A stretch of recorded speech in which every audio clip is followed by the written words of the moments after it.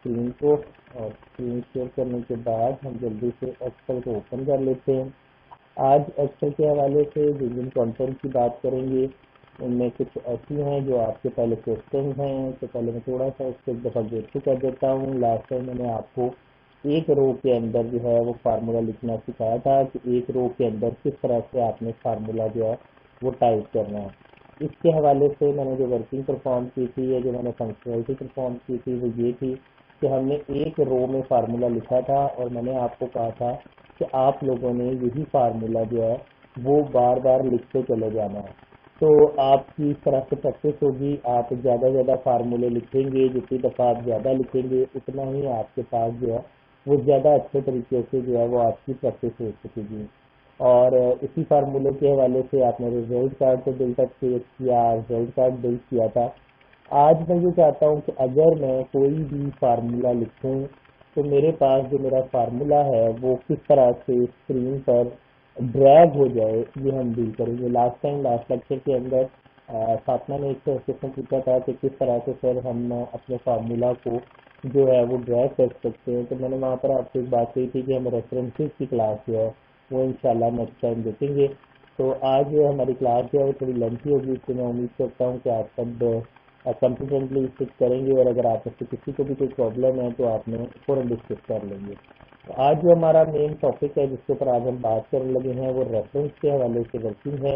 आज हम सबसे पहले रेफरेंस की बात करेंगे। रेफरेंस दो तरह के होते हैं, एक आपके वेरिएबल रेफरेंस हैं जैसे बाय डिफॉल्ट होते हैं, जबकि दूसरे आपके फिक्स रेफरेंस होते हैं। फिक्स रेफरेंस ऐसे रेफरेंस को कहा जाता है जो ड्रैग करने पर भी तब्दील नहीं होते। पहले इस बात से मतलब क्या है, पहले थोड़ा सा इसको देख लेते हैं। मैंने कहा कि मेरी इनकम जो है वो एक कॉलम में इनकम लिखी हुई है और एक कॉलम के अंदर जो है वो है मेरा, कह लो कि आप प्रॉफिट शेयर कर लेते हैं और नेट कर लेते हैं। तो मैं मेरे पास एक पर्सन है, उसका नाम दे देते हैं। चलो यहाँ पर नाम में हम कर लेते हैं असलम। इनकम है उसकी 20,000, जबकि उसको जो प्रॉफिट होता है, जो प्रॉफिट में शेयर होल्डर है, वो जो भी उसकी सैलरी है हम कहते हैं उसका 10%। तो कैसे लेंगे, अगर आपको किसी भी अमाउंट का एक खास परसेंटेज लेनी हो तो आप अपनी इसी अमाउंट को मल्टीप्लाई कर देते हैं उस चीज़ से जितने परसेंट आपने वैल्यू निकालनी। अगर मैंने अपनी इनकम का 10% निकालना है तो आपने जस्ट ये करना है कि आपने इनकम वाले सेल को, जो आपका इनकम वाला सेल है, उसको 10% के साथ मल्टीप्लाई कर देना है। जैसे ही आप इनकम के सेल को 10% के साथ मल्टीप्लाई करेंगे तो मैं ये कह सकता हूँ कि ये जो वैल्यू है ये इनकम का 10% है। याद रहे कि अगर मैं फार्मूला में आपको दिखाता हूँ, मैंने ये कहा कि असलम एक पर्सन है जिसकी इनकम 20,000 है और असलम को हमने 10% शेयर देना है। तो आप 20,000 को 10% के साथ मल्टीप्लाई कर देंगे।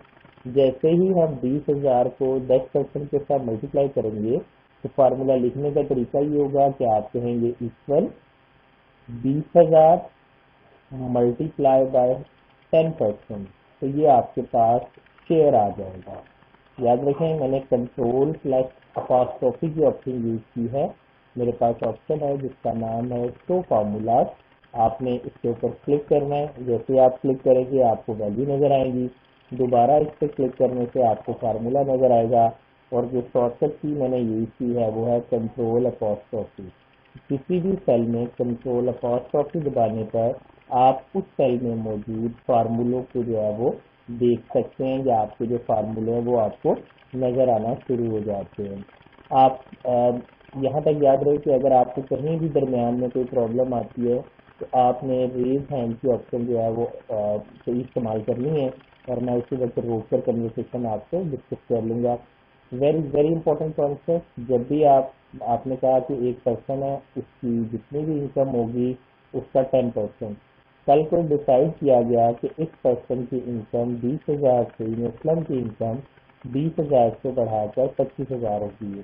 तो याद रखिएगा जो इसका शेयर होगा वो भी ऑटोमेटिकली इंक्रीज कर जाएगा। यानी अब इसको प्रॉफिट में जो शेयर मिलना है वो 2,000 की बजाय 2500 मिलना है। 2,000 की बजाय 2500 मिलना है। तो आपके पास क्या डिसाइड हो गया कि आपने कहा कि 25,000 की इनकम है, जबकि 2500 रुपया उसका शेयर बना, तो उसकी नेट इनकम कितनी होगी?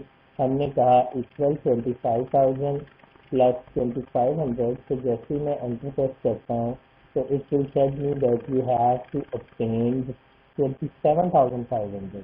यहाँ जो मेरी इनकम थी वो कितनी थी? 25,000। उसके ऊपर जो मेरा शेयर आया है वो 2500 रुपये का है, और जो मेरी इनकम हो जाएगी वो 27,500 जो है वो मुझे इनकम के तौर पर मिलेगी। अब अगर आप इन्हीं सेल्स के अंदर लगे हुए फार्मूलों को देखें तो यहाँ पर आपको नजर आ रहा है कि असलन की इनकम, ये नीचे सेल में इनकम लिखी हुई है, उसका प्रॉफिट लिखा हुआ है, और उसके बाद उसका शेयर कितना बनता है, नेट इनकम उसकी कितनी बनती है वो हमारे पास आ रही है, जो कि 27,500 है। याद रहे कंट्रोल प्लस अपोस्ट्रोफी जो है वो मैं शॉर्टकट की दोबारा हूँ जो यहाँ पर मैं यूज कर रहा हूँ। नेक्स्ट मैंने क्लिक किया कि इसकी इनकम 25,000 थी, मैंने B3 यानी इनकम वाले सेल को मल्टीप्लाई किया। अब मैं ये चाहता हूँ कि मैं इस फार्मूले को या इस फार्मूले को सिर्फ नीचे फिल हैंडल से पकड़ कर ड्रैग करूँ। जैसे ही मैं इसे फिल हैंडल से पकड़ कर ड्रैग करूंगा मेरे पास जो है वो क्या होगा, मेरे पास जो उसका रेफरेंस है वो ऑटोमेटिकली कोट हो जाएगा। यानी याद देखिए तो थोड़ा सा चेंजिंग आ गई है। आज से पहले हम जब भी किसी चीज़ को कॉपी करते थे मैंने कंट्रोल C किया और नई जगह पर जाकर कंट्रोल V करते थे, तो जैसा आपने कॉपी किया था वैसा ही पेस्ट हो जाता था। But in the case of formula, अगर आप यहाँ इस फार्मूले को कॉपी करते हैं, मैंने B3 equal B3 multiply by 10% को कॉपी करके पेस्ट किया, तो it will make it as B4। तो B3 ऑटोमेटिकली चेंज हो गया है। तो याद रखिए जब भी आप किसी भी फार्मूले को अपने पास ड्रैग करके चेंज करेंगे तो वो ऑटोमेटिकली तब्दील हो जाएगा। अगर मैं दोबारा देखते हैं, मैं यहाँ गया, मैंने यहाँ जाकर कोई भी वैल्यू लिखी, मैंने यहाँ पर एक वैल्यू एंटर की है जैसे 100 है, मैं इस सेल का रेफरेंस यहाँ पास करता हूँ तो मेरे पास आंसर क्या आ जाएगा? जैसे मैंने इस सेल का रेफरेंस पास किया मेरे पास आंसर आ गया 100, जो कि उस सेल में लिखा हुआ था। मैं यहाँ पर जो भी वैल्यू लिखता हूँ, कोई भी टेक्स्ट लिखता हूँ और मैं कोई भी वैल्यू यहाँ पे एंटर करता हूँ तो वो वैल्यू मेरे पास मेरे रेफरेंस के तौर पर जो है वो अवेलेबल हो जाती है।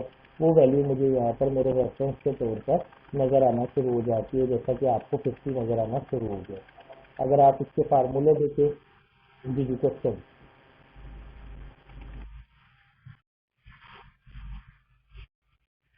कंट्रोल सी कंट्रोल सी से कॉपी और कंट्रोल वी से पेस्ट किया। कंट्रोल सी से कॉपी, वही बचा वर्ड वाली शॉर्टकट की है, कंट्रोल सी से कॉपी और कंट्रोल वी से पेस्ट किया। नेक्स्ट मैंने यहाँ पे जाकर कहा कि मेरे पास ये मेरी वर्किंग है, जो मेरा फार्मूला आ चुका है। अब अगर आप इसी फार्मूले को ड्रैग करते हैं, थोड़ा सा बड़ा करके आपको दिखाता हूँ कि अगर इसी फार्मूले को, जो कि B2 इस तक मेरे पास लिखा हुआ है, मैं इसी फार्मूले को ड्रैग करता हूँ तो याद रहे रो में ड्रैग करने पर कॉलम का नाम तब्दील होता है, जबकि कॉलम में ड्रैग करने पर रो का नंबर तब्दील होता है। याद रखिएगा जी। अभी अपना जो फेसबुक हमारा ग्रुप है इसको ओपन कर लीजिएगा।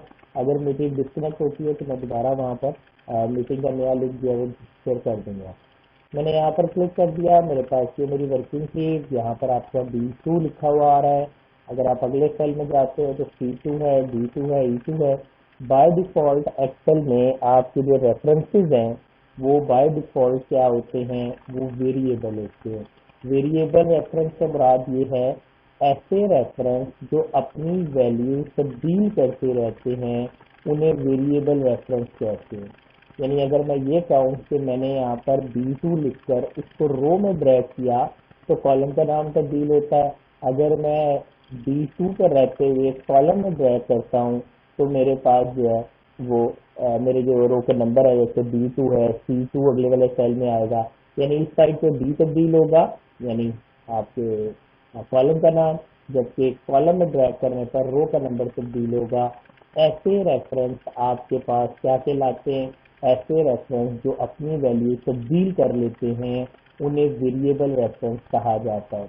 एक और बात याद रहे, तो अगर यहाँ B2 है, मैं इसी सेल को कॉपी करता हूँ, Ctrl+C से मैंने कॉपी किया और नई जगह पर जाकर मैं पेस्ट कर देता हूँ। मैंने यहाँ पे पेस्ट कर देता हूँ, तो यहाँ से यहाँ आते हुए B2 C2, याद रखिएगा EFG से कोई ताल्लुक नहीं है, जो सेल में लिखी हुई वैल्यू उससे ताल्लुक है। B2 C2 D2 E2 F2 F3, नीचे आएंगे तो नंबर चेंज होगा, F4 F5 F6 F7 F8।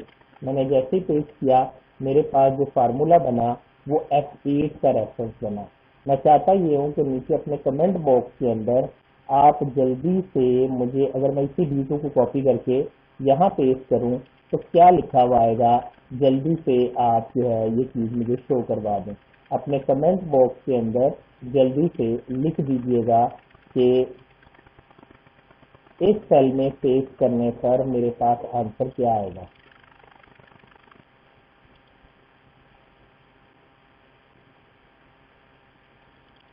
ये मुझे 50 नहीं चाहिए, मुझे सेल का रेफरेंस चाहिए सर रेफरेंस काउंट करेंगे। यहाँ से यहाँ मूव करने के लिए पहले मैं रो में मूव करूंगा, फिर मैं कॉलम में मूव करूंगा। तो मेरे पास F7 जो आंसर आ रहा है वो भी मौजूद गलत है। F7 मैंने अभी आपको कहा था FGH से इसका कोई ताल्लुक नहीं है, आपने B के साथ देखना है। तो देखें B क्या लिखा हुआ था यहाँ पे, B2 मूव करें, B3 B4 B5 B6 B7, यहाँ से देखें B2 sorry B2 C2 D2 D3 D4 D5। जब मैं यहाँ पेस्ट करूंगा तो D5 आंसर आएगा। अगर आप सबको क्लियर है तो यस प्रेस कर दें, वाई प्रेस कर दें, मैं समझ जाऊंगा कि क्लियर है। नेक्स्ट, अब आपसे पूछा गया सवाल ये है कि अगर मैं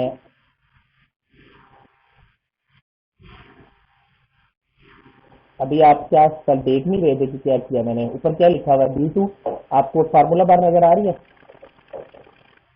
उसमें क्या लिखा हुआ है B2। अब मूव करें, मैंने अभी कहा कि EFGH से कोई ताल्लुक नहीं है, तो B2 से मूव करें, B2 आगे मूव करें, बोले क्या आएगा, B3 क्यों आएगा, रो में ड्रैग कर कॉलम का नाम चेंज होना है। बी के बाद बी में बी कॉलम है ना, B2 में बी कॉलम है, आगे मूव करें, यहाँ क्या आएगा, शाबाश C2 देन जी। भाई मैंने आपको बोला कि DEF से कोई ताल्लुक नहीं है, आपने सिर्फ वो देखना है जो कि आपके सेल में लिखा हुआ है। तो सेल में क्या लिखा हुआ है B2, अब B2 से मूव करें, रो में मूव करें, बोले भाई हाँ B3 क्यों, रो में मूव करना है, कॉलम का नाम चेंज होगा, B2 बी के बाद ये आता है, हाँ जी C2 देन आगे चले D2 नीचे आ जाए, क्योंकि अब मुझे कॉलम में मूव करना है, अब रो में मूव नहीं करना। जब कॉलम में मूव करना है तो नंबर चेंज होगा, तो BCD then D3 D4 D5। जल्दी से बताएं यहाँ पर क्या आंसर आएगा, माइक ऑफ कर लीजिएगा, जल्दी से कमेंट बॉक्स में बताइएगा कि यहाँ पर क्या आंसर आएगा।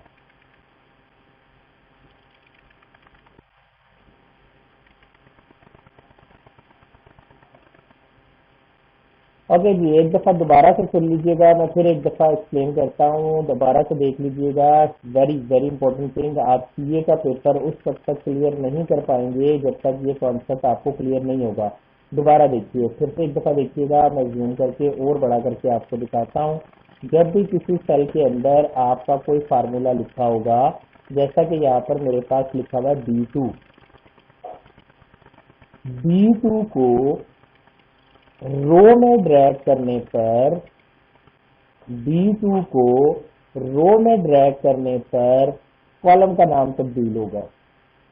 यानी जब आप किसी भी फार्मूले को रो में ड्रैग करेंगे तो कॉलम का नाम तब्दील होगा।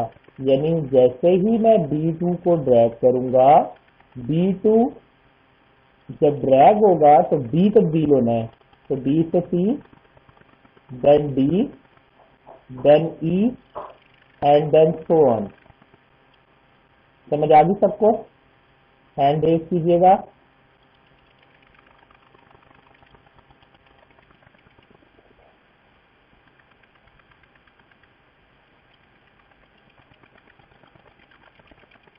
है तो D4 सेल में जो वैल्यू लिखी हुई है वो लिखी हुई है इक्वल B2।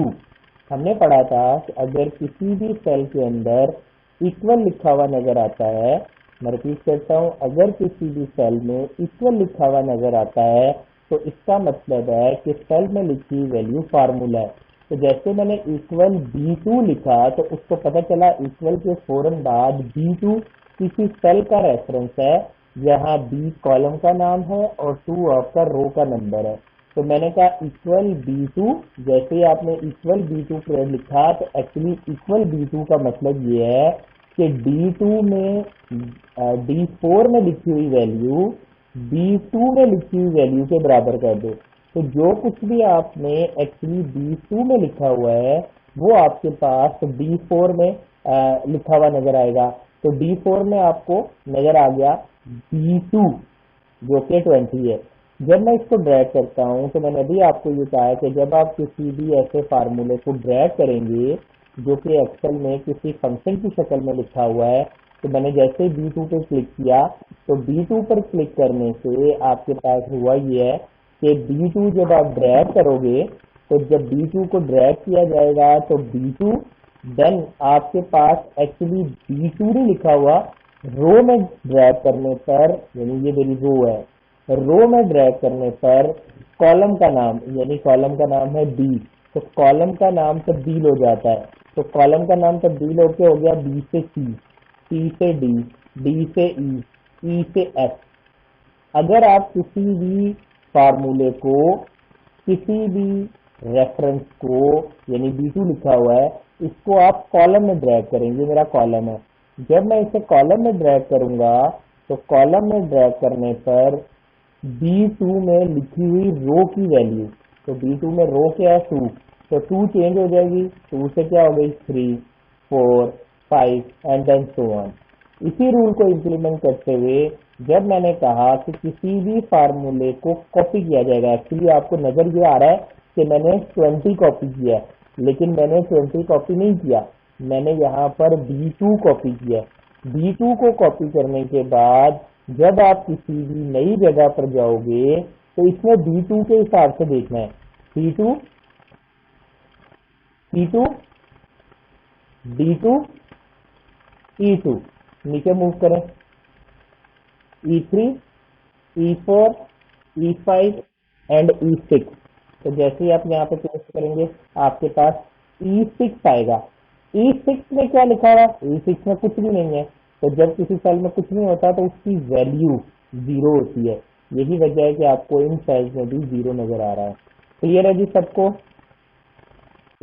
यहाँ तक सबको क्लियर है? अगर किसी को कोई क्वेश्चन है तो वो पूछ सकता है।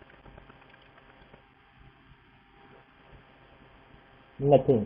ओके जी, अब मैं ये चाहता हूँ कि जल्दी से आप अपने इस चैट बॉक्स के अंदर, मैंने इसी सेल को कॉपी किया यानी B2 को, और जल्दी से मुझे बताएं कि अगर मैं इसको इस जगह पर पेस्ट करता हूँ यानी F10 वाली जगह पर, तो आंसर क्या आएगा?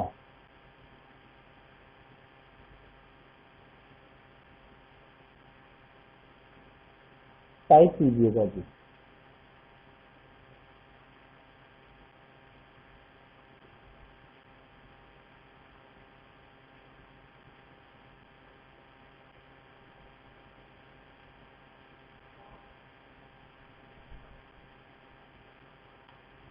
Mohsin very good, Rida very good, Tamseela very good, Sarwa very good.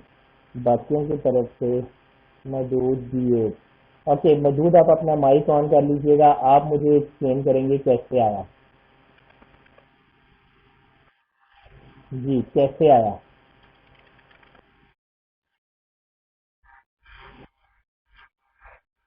ठीक है। डी,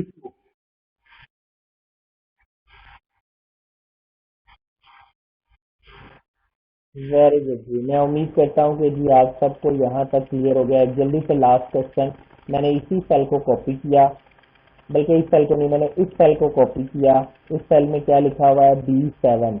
मैं इस सेल को कॉपी करके इससे ये वाली जगह पर यानी E10 के अंदर पेस्ट करना चाहता हूँ, तो क्या लिखा हुआ आएगा, जल्दी से कमेंट बॉक्स में लिख दीजिएगा।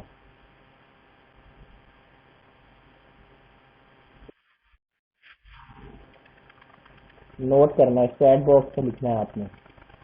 मौजूद वैल्यू नहीं मुझे चाहिए, मुझे फार्मूला चाहिए। यानी मैं अगर इस फार्मूले को कॉपी करता हूँ और यहाँ पेस्ट कर देता हूँ, तो आपने मुझे बताना है कि क्या लिखा हुआ आएगा।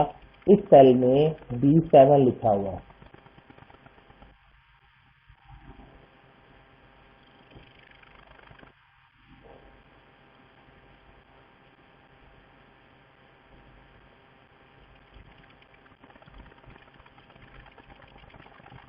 ओके जी, हम कंसिडर करते हैं कि अभी ठीक आ सकता है जी, C8 आंसर आएगा।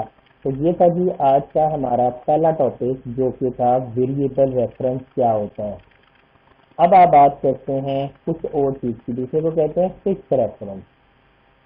लेकिन फिक्स रेफरेंस से पहले आपके पास, अगर आप दोबारा से इसी एग्जांपल को देखें, यहाँ पर B9 है। मैं चाहता हूं कि किसी भी रेफरेंस को फिक्स कर लिया जाए। तो अगर आप किसी भी चीज को फिक्स करना चाहते हैं, मतलब मैं बी को फिक्स करना चाहता हूँ, फिक्स से मुराद एक दफा दोबारा से सुन लीजिएगा, मैं फिक्स से किस चीज को फिक्स कह रहा हूँ कि बी से सी हो गया था, सी से डी हो गया था, डी से ई हो गया था। यानी आप ये देख रहे थे कि आपके पास आने वाली वैल्यूज,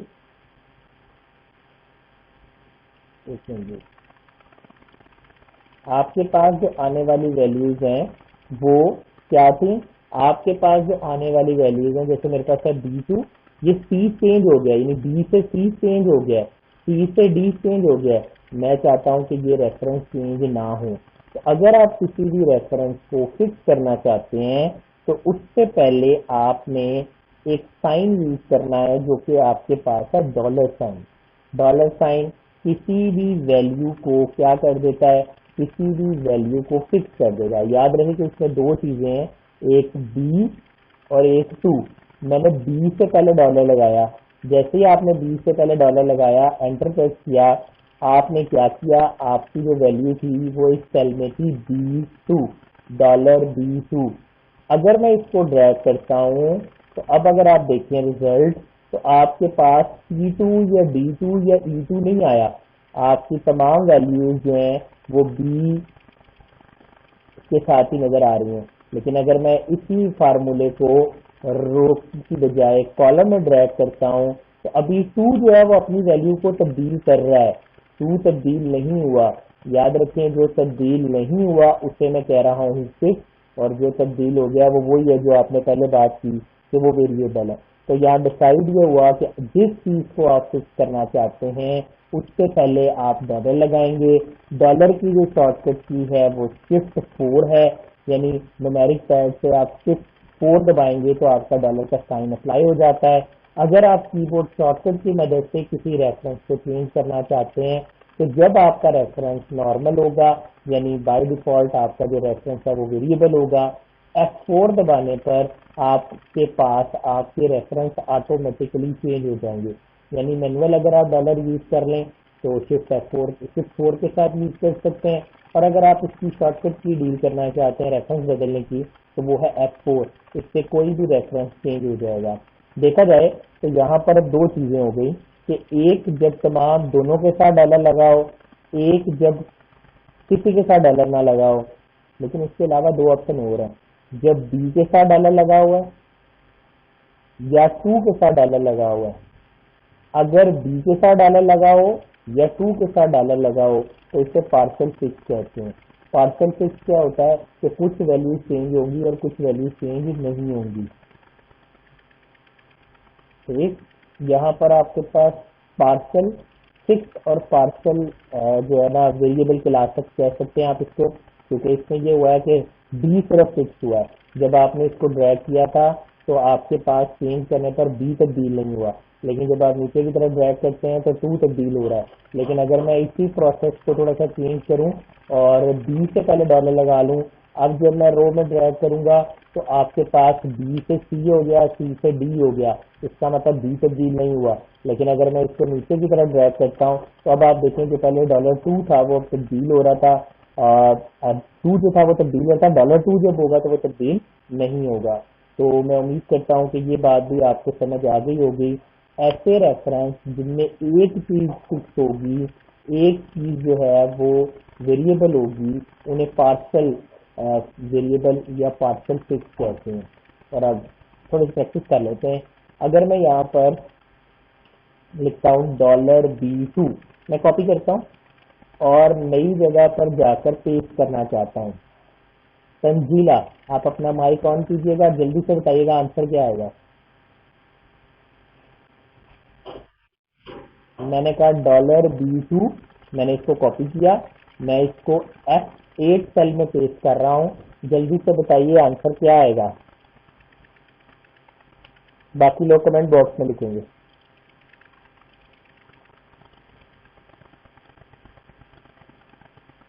नहीं पता चला ना, आपने पूछा क्यों नहीं। दोबारा देखिएगा, मैं फिर एक दफा एक्सप्लेन करता हूँ। जब किसी रेफरेंस के साथ डॉलर, नहीं गलत है, दोबारा देखिए, माइक ऑफ कर लीजिएगा। मैंने कहा $B2 था, डॉलर बी में चेंज नहीं होना, ये बात आपने याद रखनी है, चाहे आप रो में ड्रैग कर लें या कॉलम में ड्रैग कर लें। टू के साथ डॉलर नहीं है तो टू तब्दील होगा, डॉलर बी ने ऐसे ही रहना है। डॉलर बी यहाँ भी, यहाँ भी, यहाँ हर जगह डॉलर बी ऐसे रहेगा। टू तब्दील होगा 3, 4, 5, 6, तो $6 मेरे पास जो है वो आंसर आएगा जब मैं इसको यहाँ पर पेस्ट करूंगा। यानी अगर मैं इस सेल को कॉपी करने के बाद यहाँ पेस्ट करता हूँ तो आपके पास $B6 आंसर आएगा। सबको क्लियर है जी? जी मौजूद क्वेश्चन पूछना चाह रहे हैं?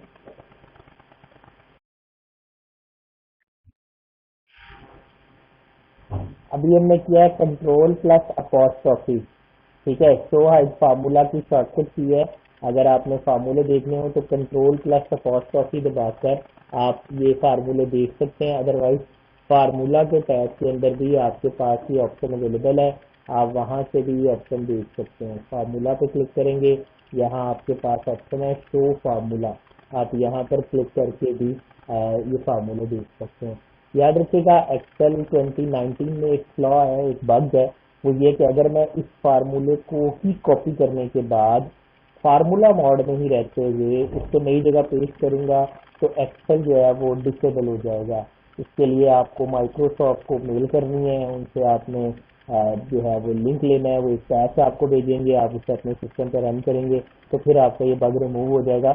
लेकिन अभी आपने एहतियात ही करनी है, आपने कॉपी किया और आपने पेस्ट कर लिया। आप ऐसे कॉपी पेस्ट ना करें, आपने नंबर मोड में रहते हुए कॉपी पेस्ट करना है, ठीक। और यहीं पर ही आपने ड्रैग करना है। वैसे ड्रैग दूसरे इन्वायरमेंट में भी हो जाएगा, लेकिन ये जो मैं प्रेफर करता हूँ कि आपने ऐसे प्रैक्टिस करनी है। जी यहाँ तक क्लियर है जी सबको? मैं उम्मीद करता हूँ जी कि अब आप इस काबिल हैं कि अगर मैं इसको कॉपी करूँ और कॉपी करने के बाद मैं इसको इस सेल में पेस्ट करूँ तो आप मुझे बताएं, चलें इस सेल में बताएं पेस्ट करेंगे क्या आंसर आएगा। $B2 को मैंने कॉपी किया और यहाँ पर मैं पेस्ट करना चाहता हूँ। कमेंट बॉक्स में लिखिएगा कि क्या आंसर आएगा। मौजूद आप बताएंगे क्या, माइक ऑन कर लीजिएगा, आपने बताना है कि क्या आंसर आएगा।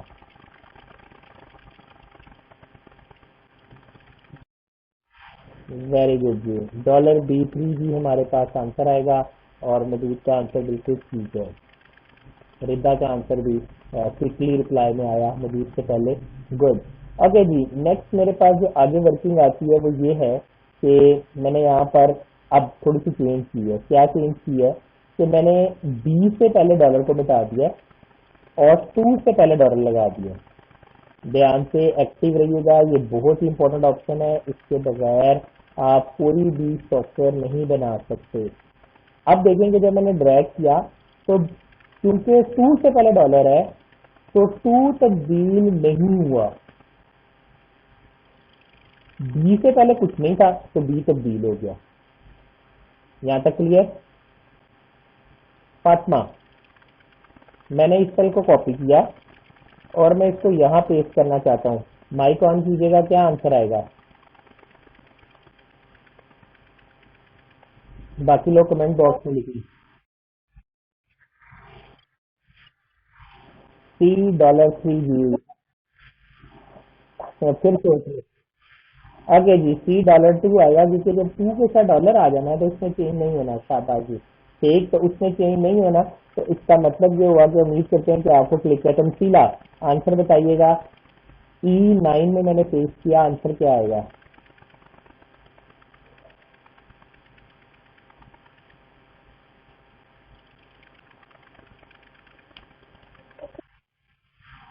उन्होंने कहा जी $7। सोच लें, $7 आप याद रहेगी। शाबाश जी, $2 ही आएगा। मैंने अभी बताया कि जिसके साथ डॉलर आएगा वो तब्दील नहीं हो सकता। ठीक है जी, आगे चलते हैं और आगे देखते हैं कि नेक्स्ट वर्किंग हमारे पास क्या है। अब की दफा मैंने बी के साथ भी डॉलर लगा दिया। ठीक है, तो क्लियर होगी बात कि जिसके साथ डॉलर लगा हुआ उसमें तब्दील नहीं होना। मैं इसे कॉपी करता हूँ और यहाँ पे पेस्ट करता हूँ। मैं क्वेश्चन पूछता हूँ, नूरुलैन माइक ऑन कीजिएगा, जल्दी से बता दीजिएगा आंसर क्या आएगा। वो तुम नूरुलैन हो, तुम तो मोहसिन हो। ठीक है जी, नूरुलैन से मैंने पूछा जी।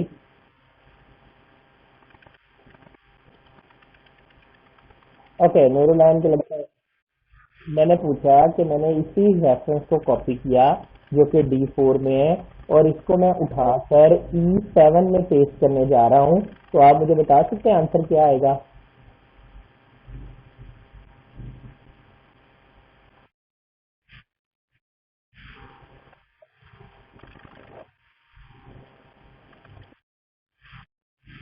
फाइव क्यों आएगा? $2 है तो $2 चेंज होगा।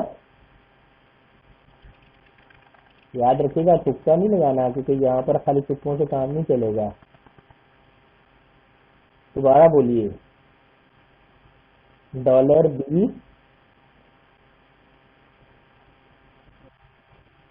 याद रखो, मैं फिर दोबारा से बताता हूँ। बच्चा देखो, मैंने कहा, नहीं मुन्ना, मेरी बात सुनो, आप मेरी बात सुनो।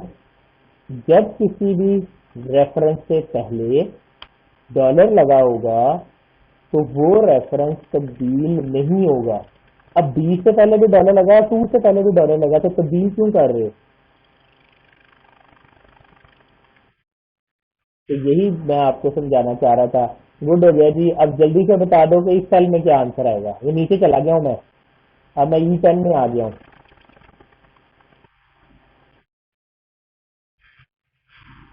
फिर $8 कर दिया। हाँ, तो 8 कैसे आ गया?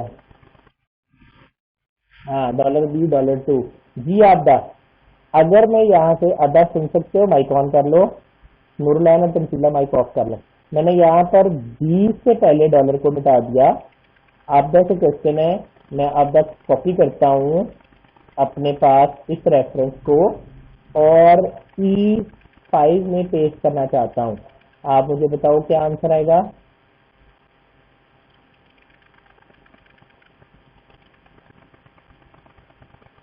ओके, लगता है आपदा की तरफ माइक ऑन नहीं हो रहा, तो हम जल्दी से पूछ लेते हैं फरवा से।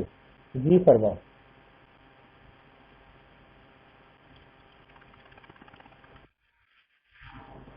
क्या? डी, मैं चाहता हूँ कि फिर सोच लो। मैं $B2 को यहाँ से यहाँ कॉपी करना चाहता हूँ। तो आप मुझे बताओ कि क्या होगा। हम एक बार फिर सुन लो। जब किसी चीज से पहले डॉलर लगा होगा तो वो तब्दील नहीं होती। अब आप बताओ क्या आंसर है?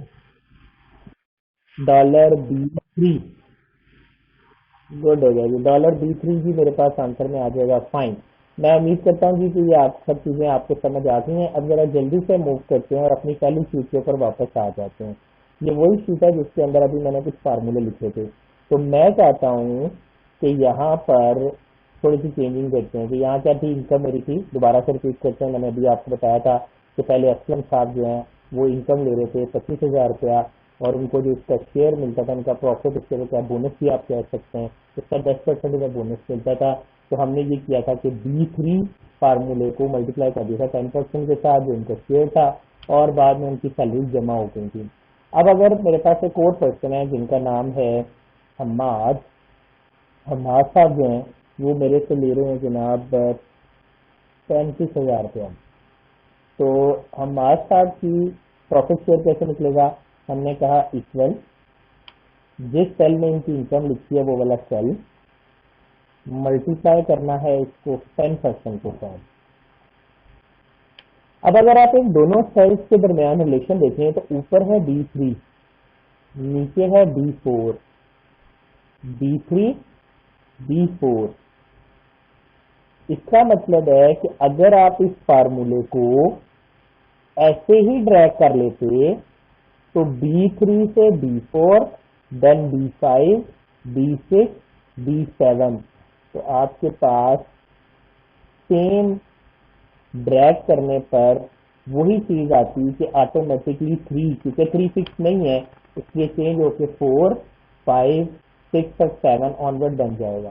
यानी अगर मैं कहता हूँ मिस सना की जो सैलरी है वो 20,000 है, तो सना वाले सेल का रेफरेंस यानी ऑटोमेटिकली B5 मल्टीप्लाई 10%। तो एक्सेल की एक बहुत बड़ी ताकत ये हो गई कि मुझे, मैं यहाँ पर एक और ले लेता हूँ, उमर साहब ले लेते हैं, ये ले रहे हैं 28,000, और हाफिज अकरम साहब जो हैं वो ले रहे हैं 35,000 रुपया। तो अगर मुझे इनके लिए कैलकुलेट करना है तो लास्ट लेक्चर में मैंने कहा था कि आप करोगे इक्वल ये वाला cell multiply by 10% and then calculate. ठीक है, फातिमा ने लास्ट टाइम पूछा था सर हम ये नहीं चाहते, तो बॉक्सेस ये बाद देख चुके हैं कि मुझे ये चाहिए कि ये B3 है, आगे B4 होना चाहिए। तो मुझे पता है कि एक्सेल में मैं किसी भी सेल को ड्रैग करता हूँ तो मेरे पास आंसर आ जाता है। तो बिल्कुल इसी तरह आप इस सेल को सिलेक्ट करें, कंट्रोल D। जैसे आप कंट्रोल D प्रेस करेंगे आपका जो रेफरेंस है वो ऑटोमेटिकली डाउन फिल हो जाएगा। आपने देखा कि आपके पास automatically B3, B4, B5, B6 and then so on आपके पास से ड्रैग होकर ये इस तरह से अवेलेबल हो गया। तो आपको अब इसका मतलब है कि एक्सेल की एक बहुत बड़ी ताकत थी जो आपके काम आई है कि आपने वेरिएबल रेफरेंस को यूज किया, B3 को ड्रैग किया, 3 कॉलम में ड्रैग होने की वजह से चेंज हुआ, और आपके पास जो आपका आंसर है वो आपको इस तरह से नजर आना जो है वो शुरू हो गया। जी, यहाँ तक कोई क्वेश्चन है तो पूछना चाह रहे हैं? जी नहीं, नथिंग, कंट्रोल वगैरह कुछ भी प्रेस नहीं करना, कुछ भी प्रेस नहीं करना। कंट्रोल प्लस D मैंने बताया डाउन फिल करने के लिए। आपके पास होम के टैब के ऊपर, आप होम में जाएंगे, होम के टैब के ऊपर आपके पास fill D down, control D इसकी शॉर्टकट की होती है। अगर आप राइट साइड से फिल करना चाहते हैं तो कंट्रोल R राइट की शॉर्टकट की है। जबकि अप और डाउन के लिए, अप ऊपर की तरफ फिल करने के लिए, लेफ्ट की तरफ फिल करने के लिए होता है, इनकी शॉर्टकट की नहीं होती। Control D down fill, control R right fill करने के लिए यूज होता है। यहाँ तक अगर कोई प्रॉब्लम है तो पूछ सकते हैं। Any question?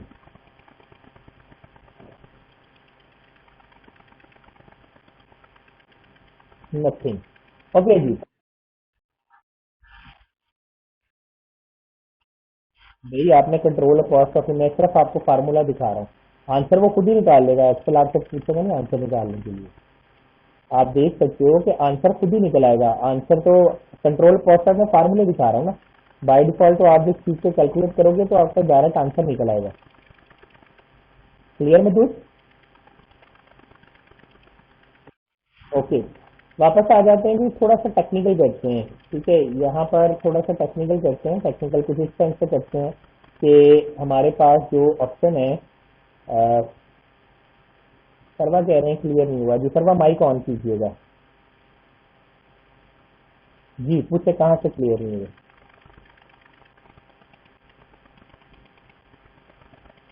सर्वा माइक ऑन कीजिएगा। सर्वा सर्वा सर्वा, अच्छा सर्वा ही बोल रहे हैं। सर्वा आपने लिखा नो सर क्लियर है। ओके फाइन जी, ठीक हो गया। ओके जी, मैं नेक्स्ट आपसे जरा देखिएगा, थोड़ा सा टेक्निकल करने लगा हूँ मैं, और जरा ध्यान से देखना है। यहाँ पे जो रूल था कि असलम साहब जो है वो भी 10% ले रहे हैं, हमाद साहब वो भी 10% ले रहे हैं, सना को भी 10% मिल रहा है, उमर को भी 10% मिल रहा है, और अकरंस साथ जो है वो भी 10% लेंगे।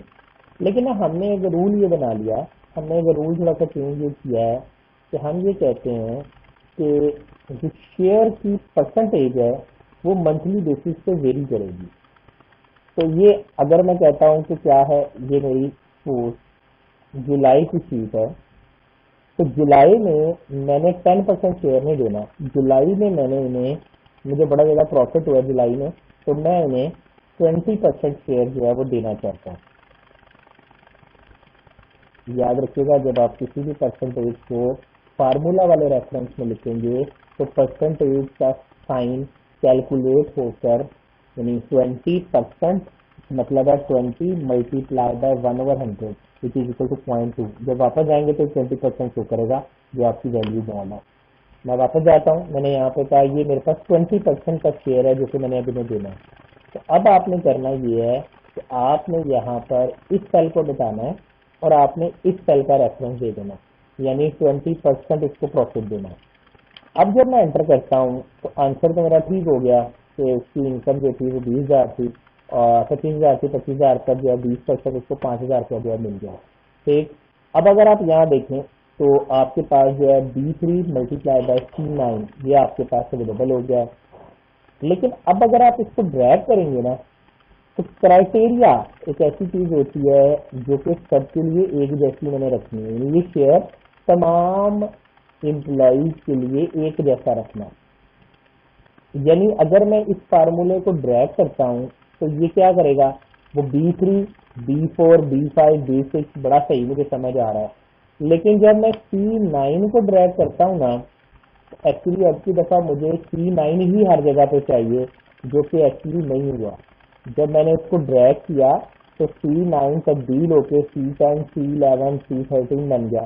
तो मैं C9 में जाऊंगा, मैं चाहता हूं कि ये रेफरेंस तब्दील ना हो, तो मैंने यहाँ जाकर C9 वाले रेफरेंस को फिक्स कर लिया।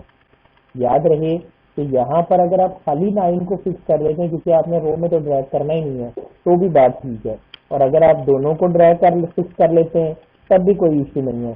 तो मैंने यहाँ से C9 वाले रेफरेंस को फिक्स कर लिया। मैंने यहाँ से C9 वाले रेफरेंस को फिक्स किया और फिर जल्दी से आपने इसको जाकर ड्रैग कर दिया। जैसे ही आपने इसको ड्रैग किया, आपके पास क्या होगा, आपने देखा कि आपके पास C9 जो है वो अवेलेबल हो गया। यहाँ तक क्लियर है जी सबको? ओके। मैंने कहा अब मैं ड्रैग करता हूँ तो आंसर आ गया। अब देखिएगा, जरा वापस आते हैं अपनी वैल्यूज में। जी,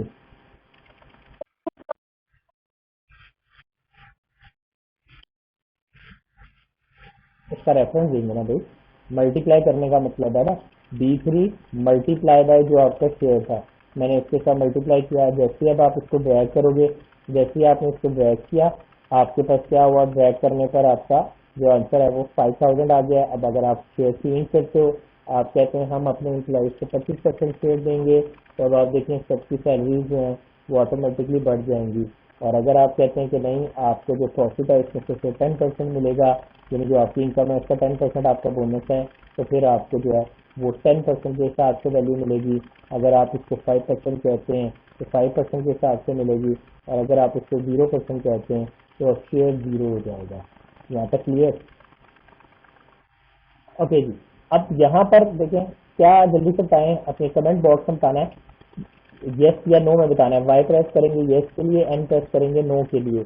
आपने बताना ये है कि क्या नेट वाले कॉलम में किसी चीज को फिक्स करने की जरूरत है?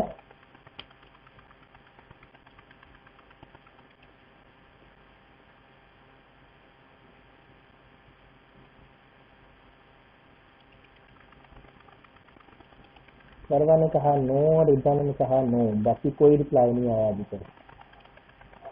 मैंने ये पूछा कि क्या मुझे D3 में किसी रेफरेंस को फिक्स करने की जरूरत है?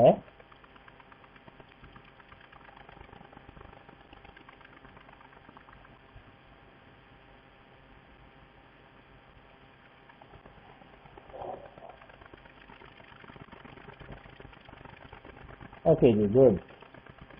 जिन्होंने रिप्लाई किया उनके लिए। दोबारा देखें कैसे, कुछ भी फिक्स करने की जरूरत नहीं है, क्योंकि ये रेफरेंस मेरी रेंज के बाहर से है, तो मुझे यहाँ पर कोई भी चीज़ फिक्स करने की जरूरत नहीं है। मुझे ये दोनों रेफरेंस यूज करने हैं। अगर मैं दोबारा से लिख के देखता हूँ कि क्या आंसर आना चाहिए, मैंने कहा नेट में आंसर आना चाहिए इक्वल B4 प्लस C4। अगर मैं इस फार्मूले को ड्रैग करता हूँ तो B3 से ड्रैग होके हो जाएगा B4 और C3 से ड्रैग होके हो जाएगा C4। यानी अगर मैं इसको सिंपल ड्रैग कर लेता हूँ तो मेरी रिक्वायरमेंट पूरी हो जाती है। तो आप देख सकते हैं कि आपका जो आंसर है वो आपके पास इस तरह से अवेलेबल हो गया। यहाँ तक क्लियर है जी? क्लियर के लिए वाई प्रेस कर दीजिएगा जी।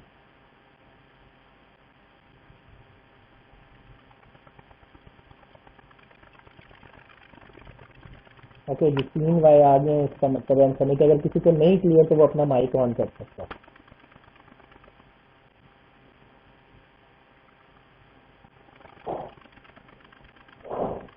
ओके, वापस आ जाते हैं जी। यहाँ तक था हमारा वर्कआउट। अब मैं एक्सपेक्ट करता हूँ कि आप सबके पास असाइनमेंट्स मौजूद हैं जो मैंने ऑलरेडी आपको दिए हुए हैं।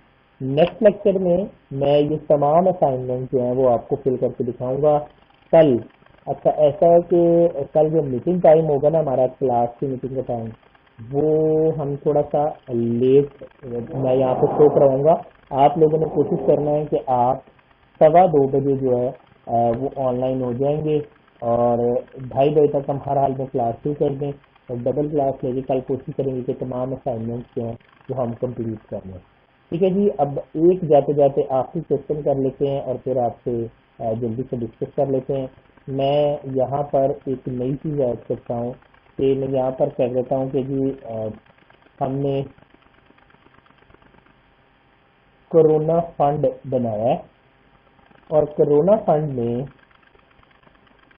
हम 5% जो है वो शेयर देना चाहते हैं। जब मैं 5% शेयर देना चाहूंगा तो मैं किसका दूंगा? याद रहे, जो मेरा बोनस होता है ना, इसके ऊपर मैं कोई शेयर नहीं दूंगा। जो आपने शेयर देना है वो टोटल आपकी रॉ इनकम पे होता है। तो अब मैं ये चाहता हूँ कि कोरोना फंड में 5%, मजदूर माइक ऑन कर लीजिएगा, बाकी सुनेंगे सब लोग। मैंने कहा कोरोना फंड के अंदर मैंने देना 5%। तो आप मुझे बता सकते हैं फार्मूला क्या बनेगा? जल्दी से मूव करना, मेरे पास सिर्फ 4 मिनट्स हैं जी। चले, इक्वल आपकी इनकम, डी नहीं, नेट पे नहीं लगाना। आपने याद रखे, आपने ग्रॉस पे लगाना होता है। यानी 25,000 का 5%। ठीक है, समझ आती सारों को? अगर किसी को क्लियर नहीं है तो वो पूछ सकता है, माइक ऑन करके पूछ सकते हैं आप। सबको क्लियर है? ओके जी। जल्दी से ये बताइएगा, क्या क्या किससे नहीं मैंने पूछा? मैंने नहीं पूछा है मोहसिन से। मोहसिन जल्दी से माइक ऑन कीजिएगा। आपसे सवाल ये है कि बताएं फिक्स क्या होगा? क्या B3 को फिक्स करने की जरूरत है? फिक्स करने की जरूरत है? C10 को फिक्स करने की जरूरत है? क्यों? तो ड्रैग करूंगा तो यहाँ देखो क्या हुआ, वैसे तो नहीं आया। ये लो, इसका मतलब है कि हमारे साथ जो है वो फंड में कोई पैसा नहीं देना चाहते, बकोल तुम्हारे। याद रहे, मैंने अभी बताया कि वो रेफरेंस जो रेंज के बाहर हैं उन्हें फिक्स करना होता है। तो आपको जो फंड वाला यानी जो आपका क्राइटेरिया होगा उसको फिक्स करना जरूरी है। याद रहेगा जी? ओके, तो मैंने इसको फिक्स किया। अब मैं इसको ड्रैग करूंगा, तो अब देखो कि आपके पास आपके तमाम लोगों का जो है वो शेयर आ गया। यहाँ तक क्लियर? फातिमा माइक ऑन कीजिएगा। मैं कहता हूँ फंड कलेक्शन कितनी होगी?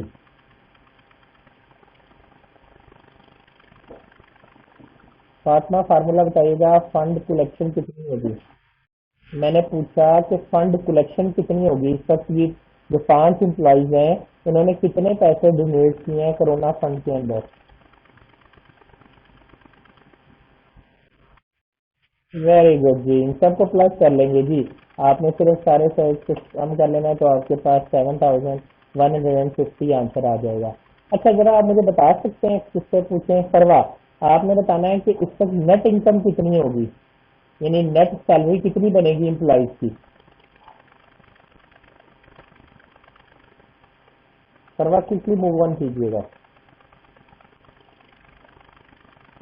इक्वल, इस वक्त असलम साहब को मिल रहे थे 27,500 रुपये, माइनस कोरोना फंड में उन्होंने दे दिए 1,250 रुपये, तो आपके पास जो इनकी सैलरी निकलेगी वो आई है ये।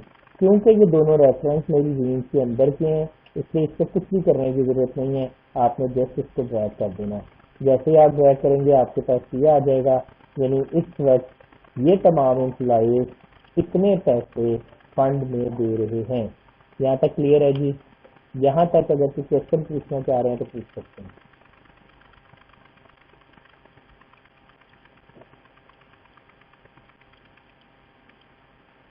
नथिंग। ओके जी, आज की ये क्लास का इख्तिताम यहीं पे करते हैं। मैं उम्मीद करता हूँ कि आपने ये सब चीज़ें जो हैं, ठीक है, वो वर्कआउट में कर ली हैं। रिदा, आपसे लास्ट क्वेश्चन पूछ लेते हैं। ठीक है रिदा, मैं ये चाहता हूँ कि अ, जो उमर साहब है ना, वो फंड नहीं देना चाह रहे, तो क्या करूँगा।